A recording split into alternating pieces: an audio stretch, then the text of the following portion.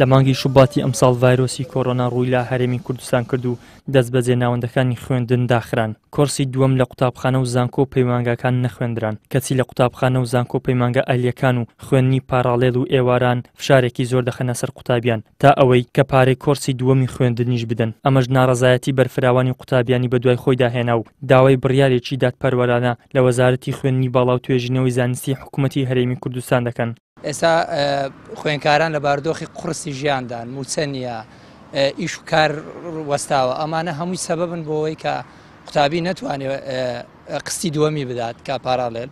بۆیە ئێمە داواکارین لە وەزارەتی خوێندنی باڵا کە قستی دووەم لە خوێندکارانی پارالێل وەرنەگرێت. ئەوەمانەوێت کە وەزارەتی خوێندنی باڵا لە قستی دووەم خۆش بێت، پاریان لێ وەرنەگرێت و هەروە شەهادەکەش بە خۆڕایی بدات بە بەوانەی کە دەرچوونە بۆ نمونەوە. ئێستا قۆناغی چوارێم ساڵ کە دەرچووە پێویست ناکە ئەوانەی پارالێل بن پارەی قستی دووەم بدەن و جگەلەوەی پارەی کەمی تریش بدەن بۆەوەی شەهادەیان پێ بدرێت. بەهۆی نەخۆشی کۆڕۆنا و ئەو ڤایرۆسەی کە وەستە سەری جیهان و کوردستانیش بەدەرنیە لەم نەخۆشیە، بژێوی قوتابیان تا بڵێ خراپە.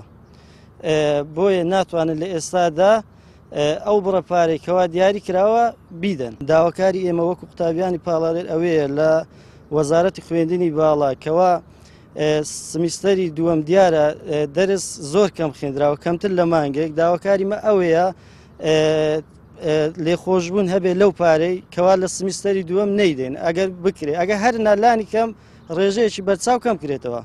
ئەندامێکی دەستەی بەڕێوەبردننی ڕێکخراوی قوتابیانی کوردستانیش ئاشکرای دەکات هەوڵەکانیان بۆ دەرکردنی بڕیارێک لە بەرژەوەندی قوتابیان بەردەوامە و هەماهەنگیان لەگەڵ ڕێکخراوە هاوپیشەکانیاندا کردووە. بەم زوانش کەمپینێکی بەرفراوان ڕادەگەیەنن. دیارە ئێمە ڕێکخراوی قوتابیانی کوردستان هەمیشە پاڵپشتیکاری قوتابیان بووینەوە و داکۆکیکار بووینە بۆ مافەکانی قوتابیان. ئێمە لە ڕێکخراوی قوتابیان وەک هەمیشە دەڵێن داکاری مافی قوتابیانین، ئێستا کەمپینێک دەمانەوێت کەمپینێک ڕابگەیەنین لەسەر ئەم مەسەلەیە. وردەکاریەکان ئێستا نەخرێتە ڕوو لە کاتی ڕاگەیاندنەکەی دەخرێتە ڕوو.